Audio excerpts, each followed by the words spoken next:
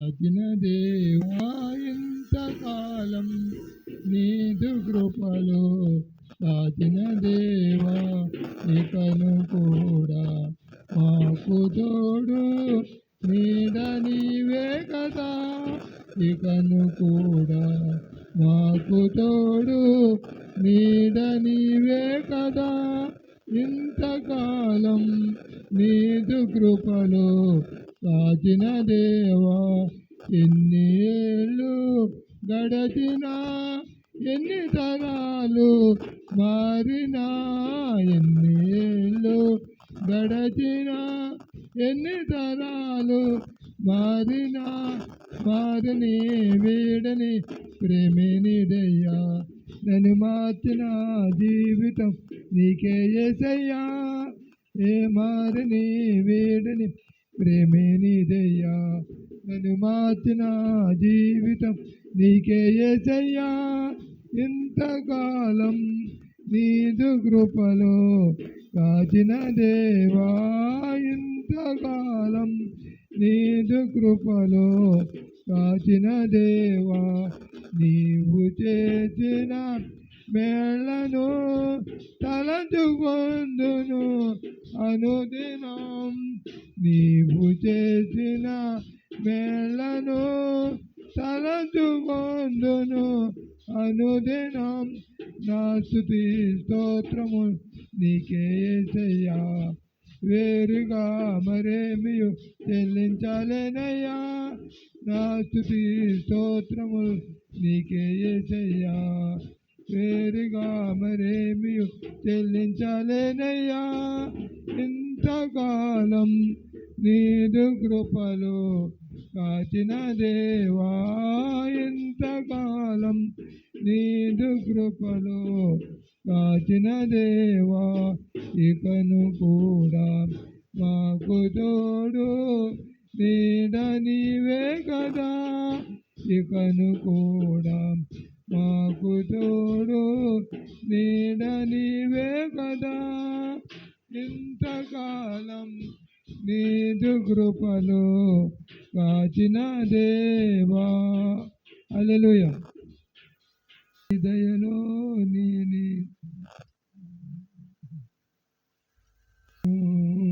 స్తుతి స్తోత్రం చెల్లింతుము యేసునాథుని మేలులు తలంచి స్తోత్రం చెల్లింతుము స్తుతి స్తోత్రం చెల్లింతుము దీవారాత్రములో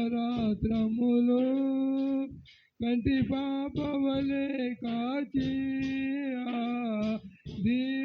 దీవారాత్రములో కంటి పాపవలే కాచి దయగలస్తముతో రోచి నడిపించితివి దయగలస్తముతో రోచి నడిపించితివి స్తోత్రం చెల్లింతుము స్తుతి స్తోత్రం చెల్లింతుము యేసునాథుని మేలులు తలంచి స్తోత్రం చెల్లింతుము స్తుతి స్తోత్రం చెల్లింతుము గాఢంధకారములో కన్నీటిలో ఎలలో గాఢంధకారములో కన్నీటిలో ఎలలో కృషించిపోనీయక కృపలతో బలపరచితివి కృషించిపోనీయక కృపలతో బలపరచితివి స్తోత్రం చెల్లింతుము స్తుతి స్తోత్రం చెల్లింతుము యేసునాథుని మేలులు తలంచి స్తోత్రం చెల్లింతుము స్తుతి స్తోత్రం చెల్లింతుము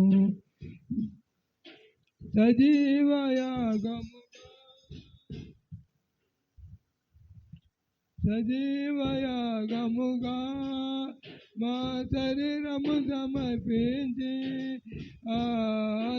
సంపూర్ణి చేసినందా శుద్ధాత్మను తగితివి సంపూర్ణ సిద్ధినంద శుద్ధాత్మను నసగితివి.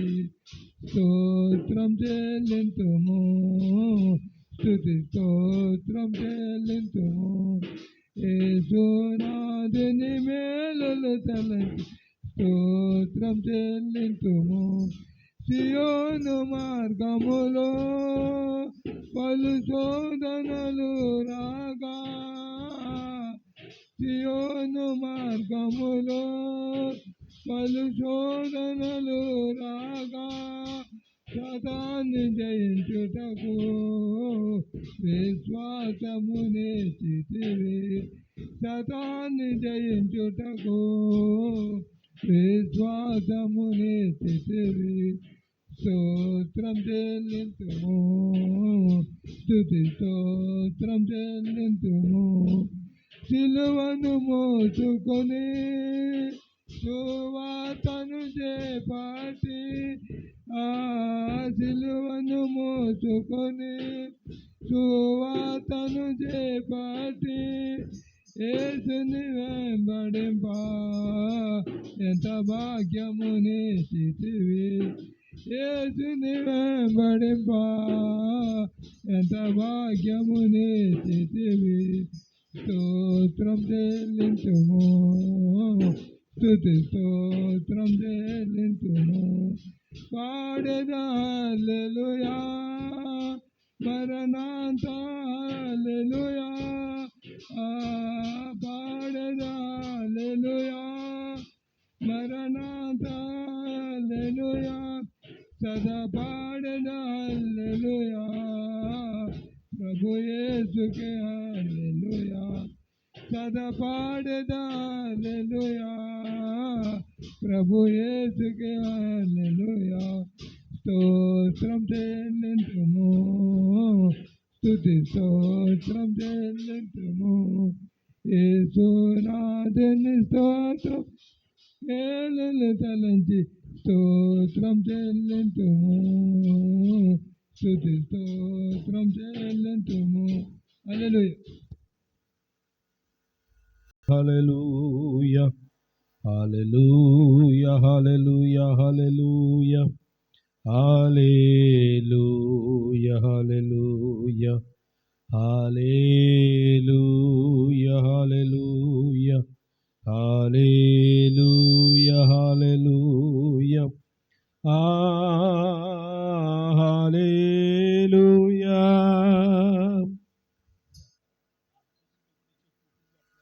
యేసయ్యకే చెందునుగాక. ఆమేన్. హల్లెలూయా, హల్లెలూయా. స్తోత్రం, స్తోత్రం, స్తోత్రం, స్తోత్రం.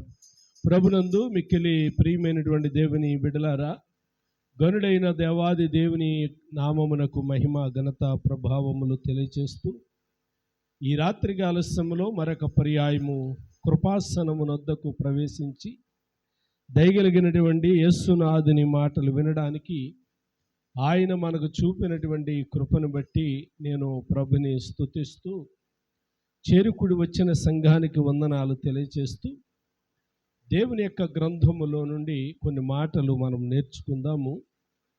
ఈ రాత్రి శిలువ ధ్యాన కూడికలలో 21వ రోజు ధ్యానాంశము కొరకు పరిశుద్ధాత్మ దేవుడు మన కొరకు సిద్ధపరచబడినటువంటి లేఖన భాగము మత్తయి సువార్త 25వ అధ్యాయము. మత్తయి సువార్త 25వ అధ్యాయము 14 నుండి కొన్ని వచనాలు మనం చదివితే, ఈ రాత్రి మన అంశం యొక్క భాగము ఏమిటి అని గనక ఆలోచన చేస్తే, వివేకము. మన అంశం పేరేటమ్మా? వివేకము. వివేకమును గురించి కొన్ని విషయాలు ఈ రాత్రి నేర్చుకోవటానికి ప్రయత్నం చేద్దాం. బైబిల్ గ్రంథములో నుండి మత్తయి సువార్త చదువమ్మ షారోన్. మత్తయి సువార్త 25వ అధ్యాయము 14-15 వచనాలు మనము ధ్యానము చేద్దాం. మత్తయి సువార్త 25వ అధ్యాయములో నుండి 14-15 వచనాలు. అమ్మ, మత్తయి సువార్త 25వ అధ్యాయము 25 అధ్యాయము 25, 14-15. పరలోక రాజ్యము ఒక మనుష్యుడు దేశాంతరమునకు ప్రయాణమై తన దాసులను పిలిచి తన ఆస్తిని వారికి అప్పగించినట్లుండును. అతడు ఒకనికి 5 తలాంతులను, ఒకనికి 2, ఒకనికి 1, ఎవని సామర్థ్యము చొప్పున వానికిచ్చి వెంటనే దేశాంతరము పోయెను. చదవబడిన లేఖనాన్ని కృపగలిగిన దేవుడు మన వినికిడిలో మన కొరకు దీవించునుగాక. ఆమేన్. వినండి ప్రియమైనటువంటి దేవుని బిడ్డలారా, దేవుని యొక్క వాక్యము ఈ రాత్రి పరలోకమును గూర్చినటువంటి ఒక సంగతిని పరిశుద్ధాత్మ దేవుడు మనకి జ్ఞాపకం చేస్తూ ఉన్నాడు. పరలోక రాజ్యం ఎలాగుంటుందో ఆయన కొన్ని విషయాలు ఉపమాన రూపములో జ్ఞాపకం చేస్తూ ఉన్నాడు. పరలోక రాజ్యం ఎలాగుంటుంది, పరలోక రాజ్యంలో ఎవరుంటారు అని చెప్పడానికి ఒక ఉపమానాన్ని ఆయన జ్ఞాపకం చేశాడు. ఆ ఉపమానములో ఉన్నటువంటి భాగం ఏంటంటే వివేకము. ఏ మాట చెప్పండి? వివేకము. వివేకం అంటే పర్యాయ పదము తెలివి, బుద్ధి, జ్ఞానము, యుక్తి అనేది మనం చూస్తూ ఉన్నాం. ఆదికాండ గ్రంథంలో మనం చదువుతూ ఉన్నాము, దేవుడు చేసినటువంటి సృష్టిలో సర్పము యుక్తి గలదై ఉండెను కదమ్మా. సర్పము యుక్తి గలదై ఉండెను అంటే జ్ఞానము కలదిగా అక్కడ మనం చూస్తూ ఉన్నాం.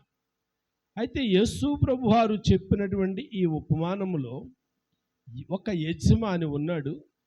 ఆ యజమాని 3 దాసులను పిలిచి 3కు కొంత సొమ్మును అప్పగించి యజమానుడు దేశాంతరం వెళ్ళాడు. యజమానుడు 3కి తన సొమ్మును అప్పగించి దేశాంతరం వెళ్ళాడు.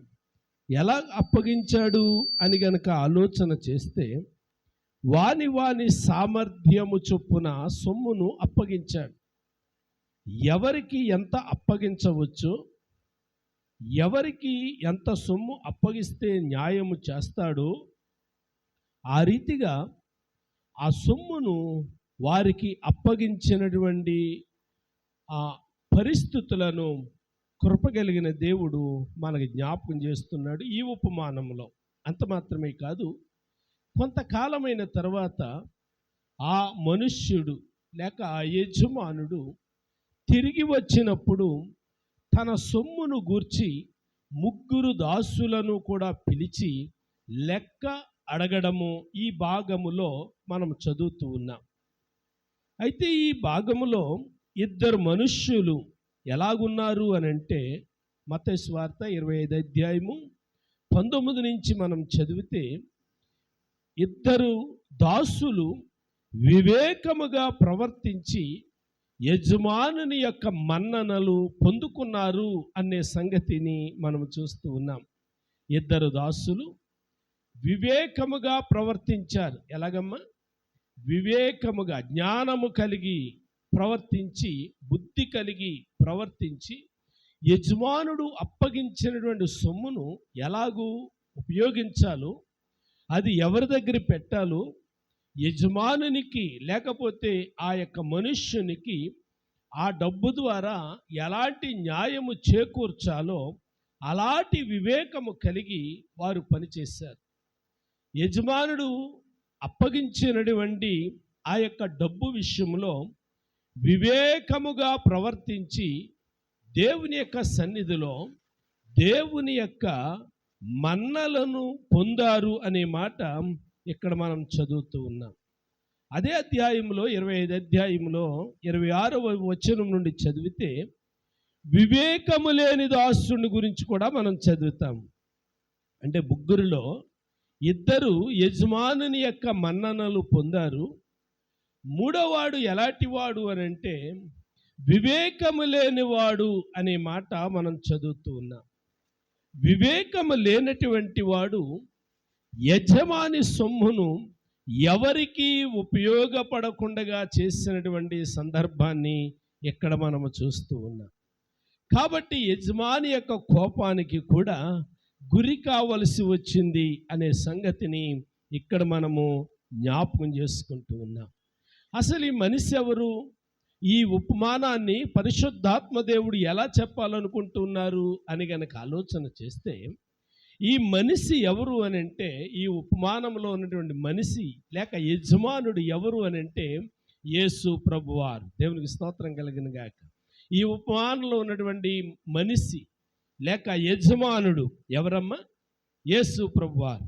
అయితే ఇక్కడ మనం చదువుతూ ఉన్నాము, దేశాంతరము పోయేను అనే మాట మనం చదువుతూ ఉన్నాం.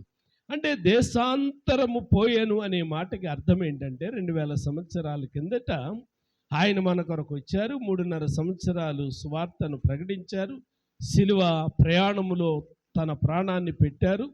ఆయన శిలువ మీద మరణించారు, సమాధి చేయబడ్డారు. 40 దినాలు భూమి మీద ఆయన సంచరించారు. ఆయన 40వ దినమున పరలోకానికి ఎక్కిపోయారు. దేవునికి స్తోత్ర. పరలోకానికి ఎక్కిపోయారు. పరలోకమునకు ఎక్కిపోయే ముందు ఒలీవల పర్వతము మీదకి శిష్యుల్ని పిలిచి కొన్ని బాధ్యతలను అప్పగించాడు. దేవునికి స్తోత్ర. కొన్ని బాధ్యతలను అప్పగించాడు, కొన్ని పనులను అప్పగించాడు. ఎలాగ అప్పగించాడు అని గనక ఆలోచన చేసినట్లయితే, ఇక్కడ మనం చదువుతూ ఉన్నాము 15వ వచనంలో, ఎవని సామర్థ్యము చొప్పున వానికి ఇచ్చాడు. అంటే ప్రియులారా, ఇక్కడ మనం చదువుతున్నాము, ఒకనికి 5, ఒకనికి 2, మరొకనికి 1 అనేది. అంటే ఈ ఇవ్వటంలో వారి యొక్క సామర్థ్యతను ఆయన చూస్తాడు. అసలు సామర్థ్యత అంటే ఏంటి? సామర్థ్యత అంటే ఏంటి అంటే వారి యొక్క శక్తి, వారి యొక్క శక్తి, వారి యొక్క బలం. అయితే ఏ రీతిగా వారి యొక్క శక్తిని చూచాడు? శరీర సంబంధమైనటువంటి బలమా, ఆర్థిక పరమైనటువంటి బలమా అని కనుక ఆలోచన చేస్తే, శరీర సంబంధమైన బలము కాదు, ఆర్థిక పరమైనటువంటి బలము కూడా కాదు. దేవునికి స్తోత్రం కలిగిన గాక.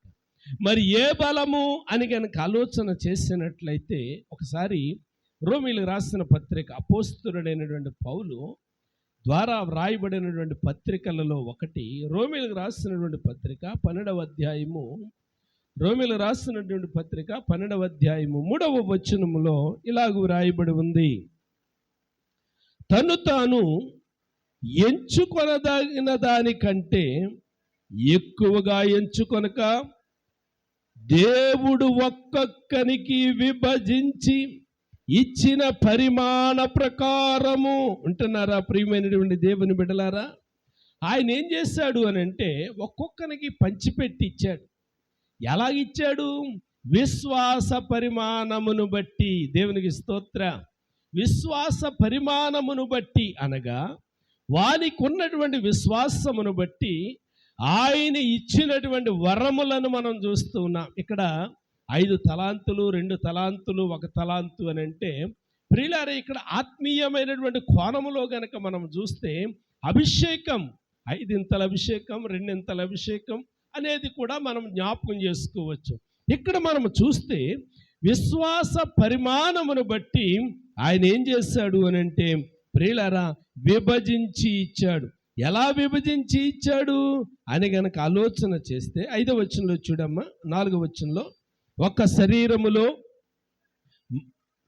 మనకు అనేక అవయవములుండినను ఆ అవయవములన్నిటికీ ఒక్కటే పని ఎలాగు ఉండదో, అలాగే అనేకులమైన మనము క్రీస్తులో ఒక్క శరీరముగా ఉండి ఒకనికొకరము ప్రత్యేకముగా అవయవములమై ఉన్నాము. 6వ వచనములో, మనకు అనుగ్రహింపబడిన కృప చొప్పున వేరు వేరు కృపావరములు కలిగిన వారమై ఉన్నాము గనుక, ప్రవచన వరమైతే చూడండి, ఇప్పుడు ఆయన పంచిపెట్టినటువంటి డబ్బులు ఏంటి అంటే వరాలు. ఏ వరాలు? ఆత్మ సంబంధమైనటువంటి వరాలు. చూడండి, ఒకరికి ప్రియులారా ప్రవచన వరం, ఇంకా విశ్వాస పరిమాణము చొప్పున పరిచర్య, బోధించుట, ప్రియులారా, హెచ్చరించుట, పంచిపెట్టుట, విచారణ చేయుట, కరుణించుట, ఎన్ని విషయాల్లో అక్కడ మనం చదువుతూ ఉన్నాం. అంటే మన విశ్వాస పరిమాణమును బట్టి దేవుడు మనకి పని అప్పగించాడు. దేవునికి స్తోత్రం కలుగును గాక. ఇంకొంచెం అర్థం అవడానికి కొరింథీయులు రాసినటువంటి ప్రియులారా మొదటి పత్రిక 12వ అధ్యాయం, కొరింథీయులు రాసినటువంటి మొదటి పత్రిక 12వ అధ్యాయము 4వ వచనంలో ఇలా వ్రాయబడి ఉంది: కృపావరములు నానా విధములుగా ఉన్నవి గాని ఆత్మ యొక్కడే, మరియు పరిచర్యలు నానా విధములుగా ఉన్నవి గాని ప్రభు ఒక్కడే. నానా విధములైన కార్యములు కలవు గాని అందరిలోనూ అన్నిటినీ జరిగించు దేవుడు ఒక్కడే. అయినను అందరి ప్రయోజనం కొరకు ప్రతి వానికి ఆత్మ ప్రత్యక్షత అనుగ్రహింపబడుచున్నది. ఎలాగనగా ఒకనికి ఆత్మ మూలముగా బుద్ధివాక్యము, మరి ఒకనికి ఆత్మను అనుసరించిన జ్ఞానవాక్యము. చూడండి ఎలా పంచిపెట్టాడు ఆయన. వారి యొక్క విశ్వాస పరిమాణమును బట్టి పంచిపెట్టాడు. విశ్వాస పరిమాణమును బట్టి కృపావరాలని ఆయన పంచిపెట్టాడు. స్వస్థపరచు వరము, ప్రార్థన చేస్తే ప్రార్థించే వరము, పాటలు పాడే వరము, వాక్యాన్ని చదివే వరము. అందరూ చదవగలుగుతారా వాక్యాన్ని? అందరి దగ్గర బైబిల్లో ఉంటాయి, కొందరే చదువుతారు. దేవునికి స్తోత్రం. అంటే దేవుడు మీకు ఆ కృప ఇచ్చాడు. దేవుడు పాటలు పాడే కృప ఇచ్చాడు. దేవుడు వాక్యాన్ని చదివే కృప ఇచ్చాడు. దేవుడు ప్రవచించే కృప ఇచ్చాడు. దేవునికి స్తోత్రం కలిగిన గాక. అయితే ప్రియులారా, ఇద్దరు వినియోగించుకున్నారు. వివేకము కలిగి ప్రవర్తించారు అనే మాట మనం చదువుతూ ఉన్నాం. అందుకే జ్ఞానిటువంటి సొలొమోను గురించి సొలొమోను తన గ్రంథములో ఇలా రాశాడు. సామెతల గ్రంథము జ్ఞానిటువంటి సొలొమోను తన గ్రంథములో ఇలా వ్రాశాడు. సామెతల గ్రంథం 13వ అధ్యాయము 16వ వచనములో 13-16లో వివేకులందరూ, కొంచెం గట్టిగా చదవాలి, వివేకులందరూ తెలివి కలిగి పని జరుపుకొందురు. అమ్మా, బుద్ధిహీనుడు అంటే వివేకము లేనివాడు మూర్ఖత్వమును వెంబడించు. ప్రియులారా, వివేకము కలిగిన ఇద్దరు దాసులు వివేకము కలిగి బుద్ధి కలిగి ఆ డబ్బుని ఎలా వాడాలో, ఆ తలాంతులను ఎలా వాడాలో ఆ తలాంతులను అలా వాడారు. బుద్ధి లేనివాడు మూర్ఖుడు. ప్రియులారా, బుద్ధిహీనుడు, వివేకము లేనివాడు ఏం చేశాడు అని అంటే తన యొక్క మూర్ఖత్వమును వెల్లడిస్తూ ఉన్నాడు. కాబట్టి ప్రియులారా, ఒక మాట చెప్పమంటారా? ఒకరోజు పరిశుద్ధాత్మదేవుడు జ్ఞాని అయినటువంటి సొలొమోనుకి దర్శనమిచ్చిన ఆయన నీకేం కావాలో కోరుకో అన్నాడు. అప్పటికే రాజు అయి ఉన్నాడు. కాబట్టి రాజు ఏం కోరాలి? శత్రువుల ప్రాణాలు కోరాలి. నాయనా, ఈ దేశానికి నేను మాత్రమే, ఈ ప్రపంచానికి నేను మాత్రమే రాజుగా ఉండాలి. ఇంకెవ్వరూ రాజులుగా ఉండకూడదు, ఇంకెవ్వరూ అధికారులుగా ఉండకూడదు. వారందరినీ నాశనం చేసి నాకు మాత్రమే అధికారం కట్టబెట్టు, నన్ను మాత్రమే రాజుగా ఉంచు అని అడగాలి. కానీ జ్ఞానిటువంటి సొలొమోను ఏమడుగుతూ ఉన్నాడు అని గనక ఆలోచన చేసినట్లయితే మనం చదువుతూ ఉన్నాము రాజులు మొదటి గ్రంథములో. చూడండి, రాజులు మొదటి గ్రంథము 3వ అధ్యాయము 9వ వచనంలో, రాజులు మొదటి గ్రంథం 3వ అధ్యాయం 9వ వచనంలో చూడండి, అడిగితే సొలొమోను సమాధానం చెప్తా ఉన్నాడు. నాయనా, ఎంత గొప్పదైన నీ జనమునకు న్యాయము తీర్చగలవాడు ఎవడు? కాబట్టి నేను మంచి చెడ్డలను వివేచించు నీ జనులకు న్యాయము తీర్చునట్లు నీ దాసుడనైనా. చూడండి ప్రియులారా, జ్ఞానటువంటి సొలొమోను ఏమడుగుతున్నాడు అని అంటే వివేకము కలిగినటువంటి మనస్సు. వివేకము కలిగినటువంటి మనస్సు అడిగి తన రాజ్యాన్ని స్థిరం చేసుకున్నాడు. అంత మాత్రమే కాదు, సమూయేలు మొదటి గ్రంథములో 18వ అధ్యాయము 30వ వచనం, సమూయేలు మొదటి గ్రంథం 18వ అధ్యాయము 30వ వచనంలో దావీదు, రాజు అయినటువంటి దావీదు బహు వివేకము కలిగి ప్రవర్తించి బహు ప్రసిద్ధికెక్కెను అనే మాట మనం చదువుతూ ఉన్నాం. అలాగైతే ఈ రాత్రికాల సమయంలో నేను ముగించే ముందు నేను జ్ఞాపకం చేస్తూ ఉన్నాను, ప్రియులారా, దేవుని యొక్క సన్నిధిలో వివేకము కలిగి ఉండాలి, బుద్ధి కలిగి ఉండాలి, జ్ఞానము కలిగి ఉండాలి. అప్పుడే ఆయన ఆత్మ సంబంధమైన వరములను మనకు పంచిపెడతాడు.